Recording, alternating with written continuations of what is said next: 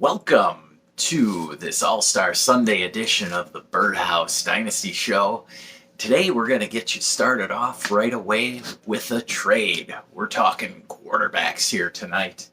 And our first trade has Jalen Hurts and Josh Jacobs going for Anthony Richardson, the 111, 202, and a 25 second.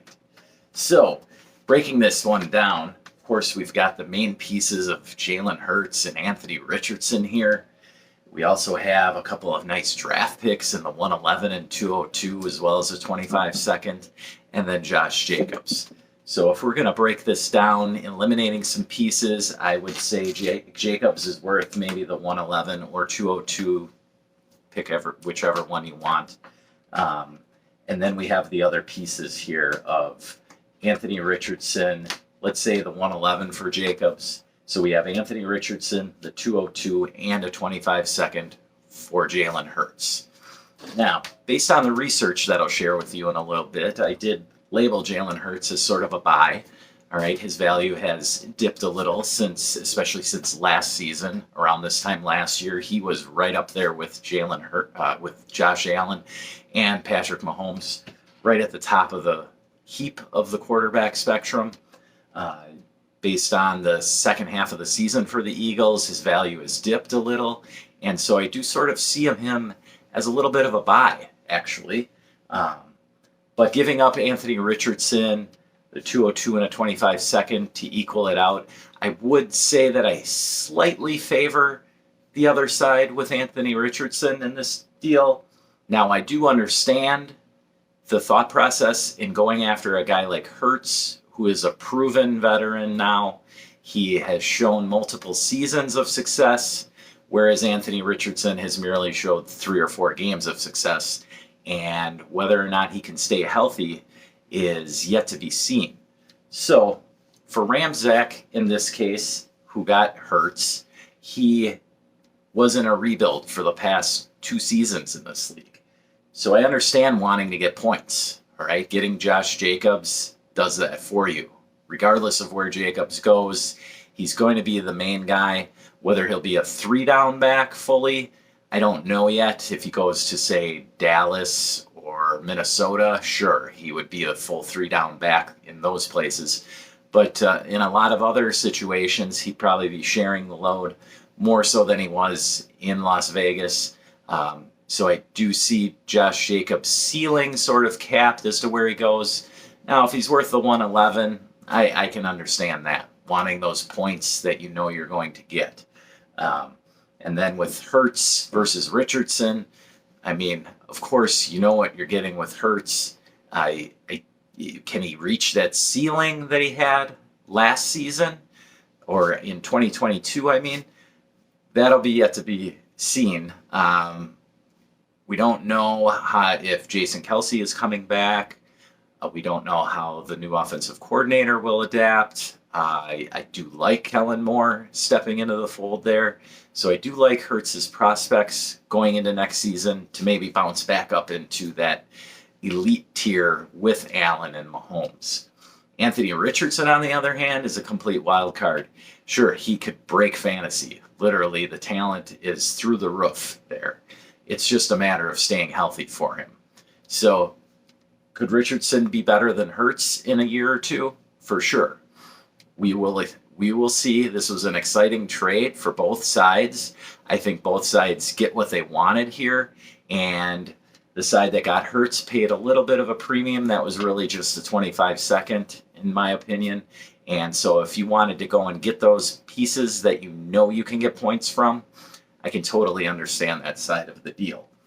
Now, going to my research, what I used was a couple of free resources that are widely available out there to any of you. I took the Fantasy Pros rankings for Dynasty at quarterback, which what Fantasy Pros does is simply take 70, 75 of the top experts in the industry, use their rankings, average them out, and boom, here's your tiers, here's what we have, do what you want with them. Now I cross-reference those with another free resource many of you know of as KTC, which is keep trade cut.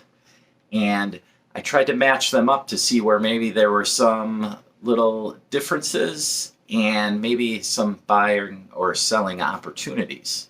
And what I noticed first in the first tier for Fantasy Pros, they had Allen, Mahomes, and Jalen Hurts and Lamar Jackson as well. All right. Jalen Hurts, his keep trade cut value is so low now that he's actually like 6th or 7th at quarterback. And that just seems a little low. Like if you're in a startup draft, I could definitely understand taking Jalen Hurts number 3 overall. All right. A lot of people have CJ Stroud up in the top tier, and that's why keep trade cut reflects that. And so I do see CJ Stroud as sort of a sell right now, even though he has immense talent. He showed a great season. The guy did just finish quarterback 11. It's not like he finished 1st or 2nd. All right.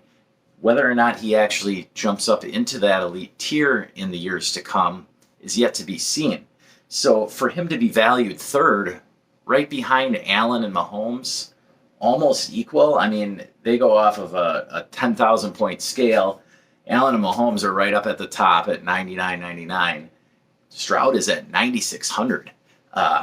He's 1,300 ahead of Jalen Hurts, just for example. If I can get Jalen Hurts plus something for Stroud, I'm doing that all day. If I can get Lamar Jackson plus something for Stroud, if I can get Joe Burrow plus something for Stroud, Justin Herbert plus something for Stroud. Again, Anthony Richardson plus something for Stroud. I would be all ears on those offers. So if you have CJ Stroud, I know you feel like you hit the jackpot, but just don't get too narrow-minded and forget that there's opportunities out there for you.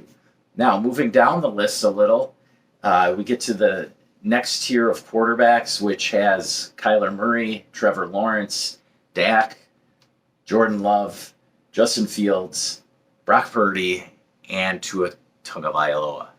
Now, this is sort of your I'd say 3rd tier of quarterbacks. A couple of them might pop up into the top 5 in fantasy scoring next season. Which ones those will be is yet to be seen. A lot of it depends on injuries. You can look at Kyler and Trevor Lawrence and say injuries are what are depressing their value right now.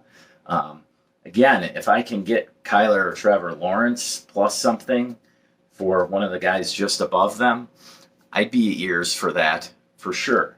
And one thing that stood out to me here was the values on keep trade cut of Jordan Love and Dak Prescott.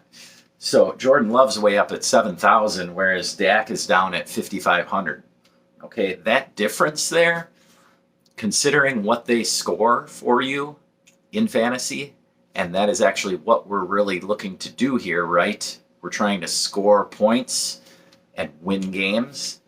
The difference there, if I can get Dak plus something for Jordan Love right now, I mean, I love the way that Love played this past season. And yes, he's younger than Dak, but at the same time, is Jordan Love going to replicate those numbers again?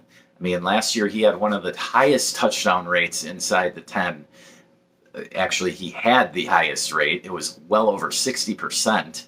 All right, most quarterbacks were in the 30 to 45% rate. So if he falls back into the norm, you can expect a few less touchdowns there from Love. All right. So speaking of that is where I came up with this trade, and this was a deal I made. It was in a 12-team Superflex non-tight end premium start 10 league, where I was able to acquire CeeDee Lamb, the 112, Russell Wilson, and Jameson Williams, for Jordan Love, Jahmyr Gibbs, and Christian Kirk. So there's a lot of big names here. We got CeeDee Lamb, Jordan Love, Jahmyr Gibbs involved. All right. The trade actually started off by me simply seeing where Jordan Love was ranked here on Keep Trade Cut and throwing Jordan Love out there on the message board and seeing what kind of offers I could possibly get. Now, the reason for this is because of my roster construction with this team. I wouldn't recommend trading Jordan Love if he's the centerpiece of your team. I love having 2 stud quarterbacks. It makes building the rest of your roster super easy. All right. However, in this league, I'm a contender, and I have Lamar Jackson, had Jordan Love, also had Matt Stafford, and Daniel Jones. Now, I know Daniel Jones isn't great, but he still is a starter. He's still going to score points if he stays healthy. And the Giants will very likely upgrade their weapons that he has for him. So I do see Daniel Jones as somebody who could provide something for me. It's fine if he's my quarterback 3 or 4, though. I could start Matt Stafford if I have to. And who's to say? I mean, we're 7 months away from actually setting starting lineups. Who's to say I don't upgrade from one of those quarterbacks anyway? So, to me, the centerpiece was getting CeeDee Lamb. CeeDee solidified my wide receiver room. I also had Amon-Ra, and I have Godwin. I have Drake London in that league. So I was able to get rid of Christian Kirk and boom, jump the ladder all the way up to CeeDee Lamb in this case. Now, the trade started off with Jordan Love as the centerpiece, and my trade partner here offered me back Russell Wilson, the 112, Jameson Williams, and another draft pick. All for Jordan Love, which according to Keep Trade Cut, I was getting a little bit of a deal. But I wanted CeeDee. I didn't want to give up Jordan Love just to get Russell Wilson and some picks back. All right? I wanted to go for the home run. And I knew in order to do so, I'd have to give up a good piece, and that was Jahmyr Gibbs. So I also have Bijan and Mixon in that league. So getting rid of Jahmyr, sacrificing that in my running back room for the upgrade in my wide receiver room. We all know here that wide receivers play longer. Even though CeeDee Lamb is older than Jahmyr Gibbs, I would be very willing to bet on the fact that he will play longer than Jahmyr Gibbs. I do love Jahmyr Gibbs. His outlook is amazing. I just don't know what his ceiling is going to be. It's hard to say with David Montgomery in the mix there. So I do see his ceiling a little capped. He does possess the receiving capabilities that are very exciting for everyone, and that's where I knew I could hook in my trade partner here. And I do feel this was a win-win for both teams. We both got what we were looking for. I don't think I pulled one over on him or he pulled one over on me. I could see somebody looking at it like it was just simply Gibbs and Love for CeeDee Lamb, but I did also get some decent pieces back in Russell Wilson, the 112, and Jameson Williams. They all have good potential. Russell Wilson, I mean, honestly, yes, he had a down season, right? But he still finished quarterback 14, missing 2 games where he was benched. He is definitely going somewhere else, and he will only receive a slight bump in value once he does find a new home. So there's some exciting prospects there. Maybe Pittsburgh, maybe Minnesota, maybe Atlanta. All of those have great talent around him, much better than what he had in Denver, at least. So we'll see what happens with Russ. I am decently excited to have him. I definitely would rather have Jordan Love, but I am excited for having CeeDee Lamb now. And so moving down the chart for quarterbacks, as I mentioned, Stroud and Love I can see as sells right now, but in the same token, if you're downgrading from one of your upper tier quarterbacks down to Love plus something, I don't have a problem with that. I'm not saying Jordan Love is a complete sell here. Don't get my words mixed up. I'm just saying in the right mix, right opportunity, my situation, I had 4 quarterbacks and I was also getting one back. That worked out, all right? But if Love is your one of your top 2 quarterbacks, be very careful and make sure it's the right move for you if you're going to sell him. I do see Dak as a buy. Dak was a top 5 quarterback last year. For him to be down at 5,500 in value and keep trade cut, if you can get him for value, I would definitely entertain that. Further down the list, now we go down to the next tier where we have Jared Goff, Deshaun Watson, Bryce Young, Kirk Cousins, and Baker Mayfield. That also includes Stafford in that range. You've got Kirk Cousins way down at 3,500. Now, Cousins is either going to re-sign with Minnesota or move on somewhere else. He could go somewhere like Atlanta or Pittsburgh and give a great boom to the receiving core there. I only see Cousins' value rising then, no matter where he signs. Kind of like Russell Wilson. We're just kind of waiting in the weeds, seeing where he signs, and then we'll take some action. I wouldn't necessarily be selling these guys right now, is what I'm getting at. All right. Cousins is sandwiched in between Bryce Young and Baker on this chart here. I would take Cousins over either of those guys, especially just for the next season. But I just don't trust Bryce Young right now. And Baker, we'll see how he does with his new offensive coordinator.